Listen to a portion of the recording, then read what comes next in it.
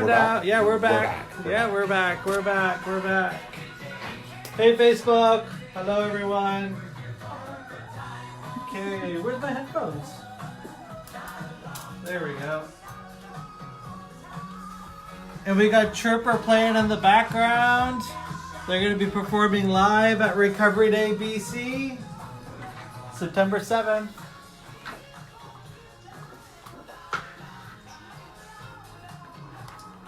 All right, and we are going live. And welcome back to Talk Recovery Radio. Hello, everyone, and you're listening to us live on Vancouver Co-op Radio 100.5 FM. And we are in studio with Kathleen. Hello, Kathleen. Hello. How's it going? Can't complain. Can't complain. We are with Kathleen, and she's a new mom, and she's going to be talking about her recovery story and her journey. And she's got her little one with her here. Hello. And who do we got in the studio? Well, feeding right now. Maybe we'll talk to him a little bit later on. So, Kathleen, welcome to the show. Thanks for being here. And your journey of recovery has brought you to this station today in the downtown east side. So tell us, what's going on for you. How did you end up needing to have to come into recovery? Well, I ended up in the 12-step fellowship kind of by what I thought was a mistake. My ex-husband went through a treatment center, and I showed up in meetings and thought I was just there, being a good partner and supporting him, and found out pretty quickly because he was in a treatment center, and I would show up to this treatment center and visit him, and they didn't look too fondly upon me showing up there hungover or drunk, and in my mind I thought it was totally normal, like he had gone to treatment and this was my time to have some fun myself. Wow.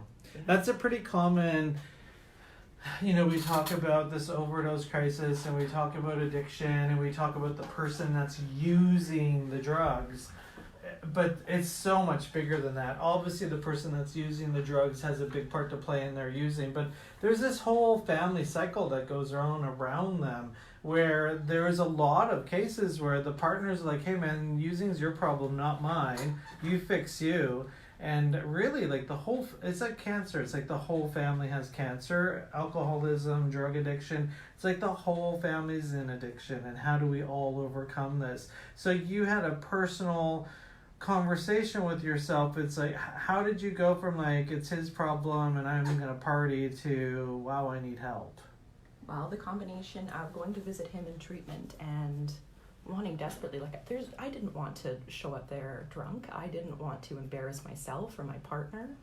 And I realized pretty quickly that I couldn't stop.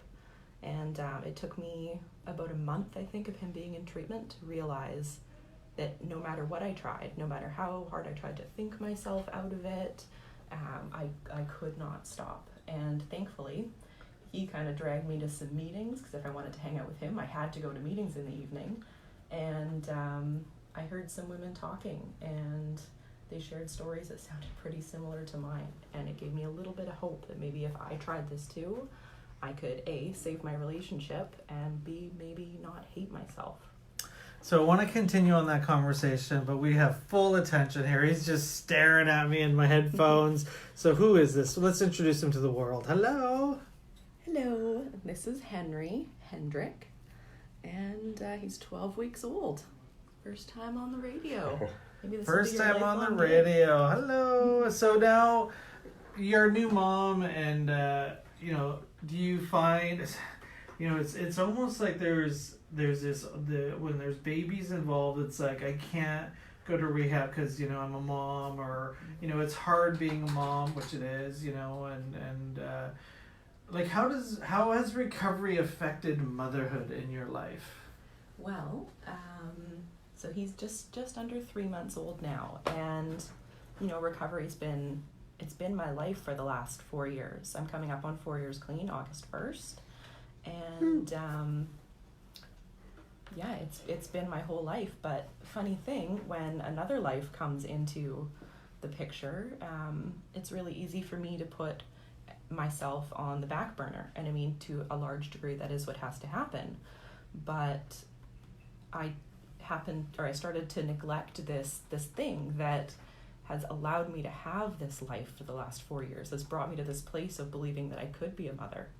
And so for the first 2 months, it was really tough for me to get to meetings. And I found myself feeling embarrassed if I bring my baby and he would cry. And so that was really tough. And I was really suffering quite a bit and feeling really irritable. It was hard on my relationship. And I started to think that maybe something mental health wise was going on for me. And funny thing, when I pick meetings back up and start meeting with my step group and writing steps, it's pretty shocking how quickly my life starts to turn around. The sanity comes back in. Really? Because that's something it's a real issue for so many moms out there. What do they do when they have a baby? And sadly, there a lot of times their own personal health does go on the side, like you were mentioning, and so you still do step group, you still try to go to meetings. I mean, you're on this show. A lot of people, like when Jordan, who books our shows, right on Jordan, when Jordan was talking about bringing you on the show, baby, and we thought about it, it's just like, does she have time, and all that kind of stuff. And so why are you on the show with your brand new baby? Well, a big part is what I just talked about, knowing how important it is and what a difference it makes in my life when I center my life around recovery instead of trying to fit recovery into my life. And I did feel a lot of shame about bringing my crying baby to meetings, and are other people going to be able to focus and whatnot. But in order for my son to have a mom, I need to do this thing. I need to go to meetings. I need to show up and focus on my recovery. And I want to make sure that other moms who maybe have the same fear won't be so afraid. Maybe they'll... So many layers here, because even, for some people, it's like, you're 4 years clean, why even go to a meeting? Like, you're cured, you're fixed, and I know you've explained, some of the reasons why you still go to meetings, but, we live in a really bizarre world where it's like we're in this, huge epidemic. I call it an addiction crisis, not just an overdose crisis. And we're in this huge epidemic right now, and there should be supports for you to continue going to meetings and so forth. And, to live in that world, I don't even know if it can exist in Canada or the U.S. I think we're, as a nation and as a country, we're too self-centered to even think outside the box and, having supports for moms that are in recovery. Because if, addiction is such a relapsing chronic disease, what do we want to protect the people that are in recovery so they don't relapse? But heck, I'm not that smart, so. What I found is that, maybe there aren't those supports in the community, but there's those supports in the recovery community. Yeah. I'll show up to a meeting and 3 or 4 women will offer to hold my baby and take him outside and walk him around and give me a chance to sit in a meeting and be in the solution. And this community, other mothers in recovery, fathers in recovery, it's what's given me the confidence that I can do this and the supports to be able to get through it. Yeah. I mean, I always use this analogy, and if it's right or wrong, I'm not too sure, but everybody thinks, now I have a baby, I'll stay clean and sober for my baby. And go for a walk to treatment centers and just take a look at the client profile. There's a lot of people entering treatment that have babies. So babies aren't going to keep you clean. They're just not, and I wish they would, but there's a lot of dads, showing up, and a lot of moms showing up to rehab with babies. So motherhood is stressful. Parenthood is stressful. It brings out, I've found, all of my deepest, darkest defects.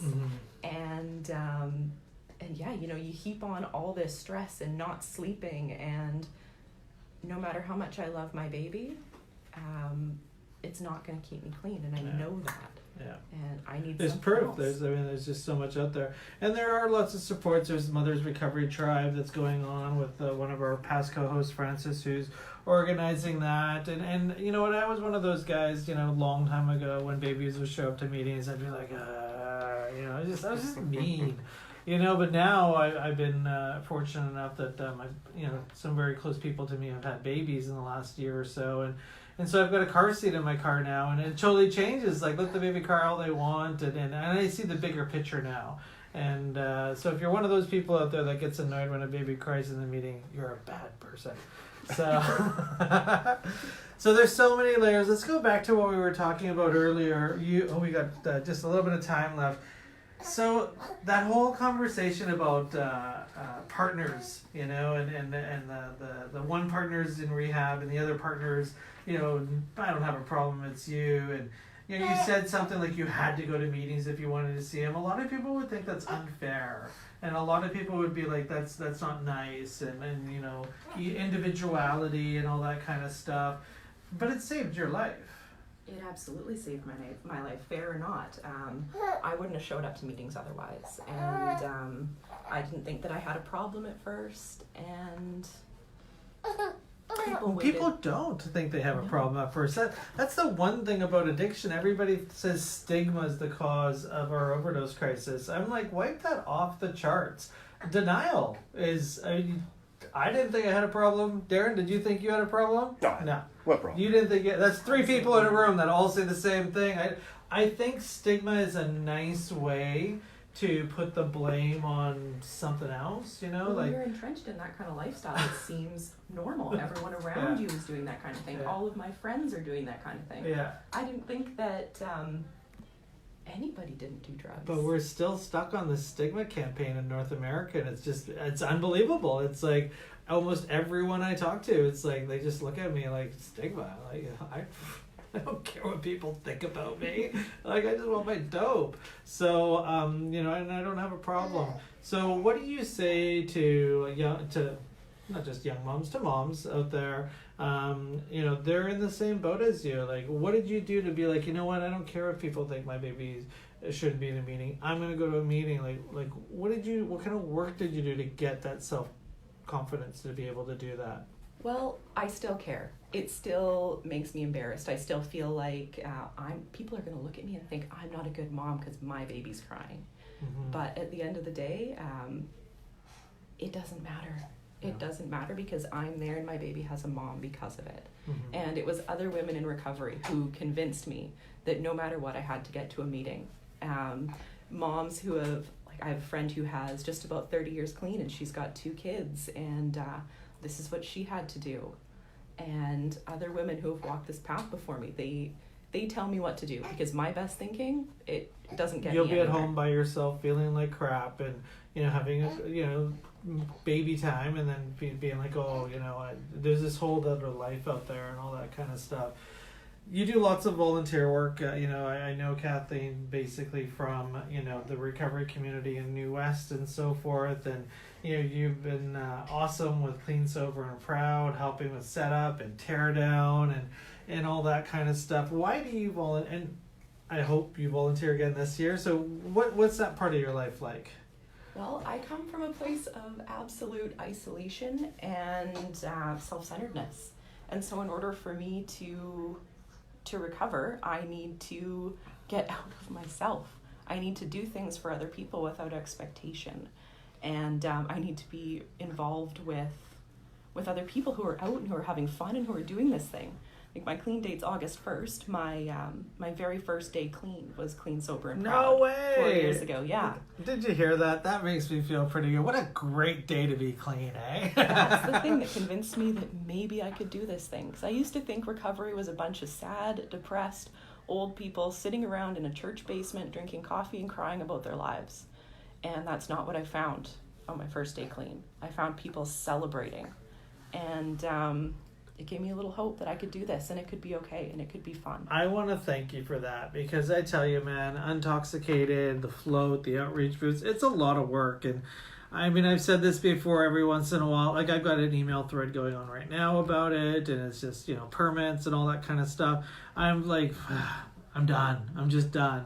And then every once in a while, a God shot, and this is that one of those where it's just like, that was my first day clean, and it showed me recovery was fun, and ultimately that's why Last Door does it. It's just to help newcomers and people that see the other side of this. Like, this is what you get when you're in recovery. And so that, is a thank you for that. I needed that one today, because if you look at you heard me and Kathleen drove in this morning together, and I was on the phone with the Pride Society having a conversation about stuff. So it's a lot of work, and at the end of the day, people, because there's no money, we practically don't even break even, but that's why we do what we do. We do this because of that story right there.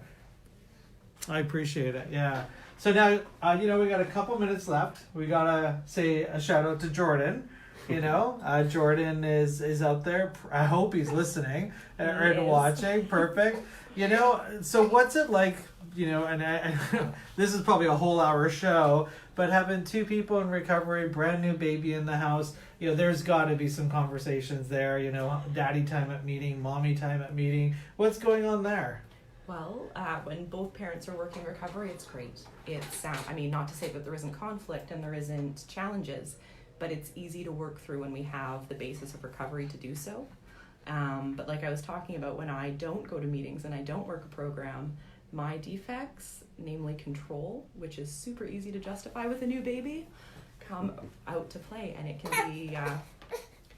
can be a real challenge. And so it's really reaffirmed how much we need to both work recovery in order for our relationship to work, to be effective parents.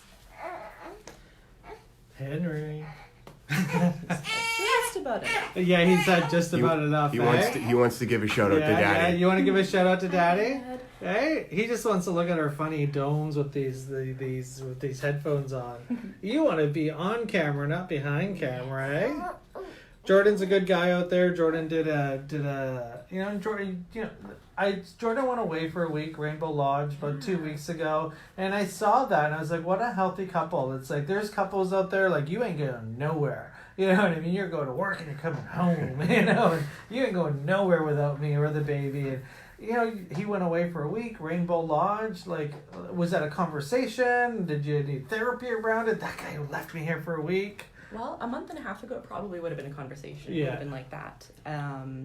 But we've really realized the value in both of us having our own time. I need time to go to step group, and he needs time to hang out with his guys. That's how we maintain a healthy relationship. And, during the time he went to Rainbow Lodge, I went camping with the baby with my dad. Oh, wonderful. And, these are the kinds of things that we need to do in order for both of us to be happy and healthy. And I'm super glad that both of us... Okay. So we're going to call it a show because the next show's coming up.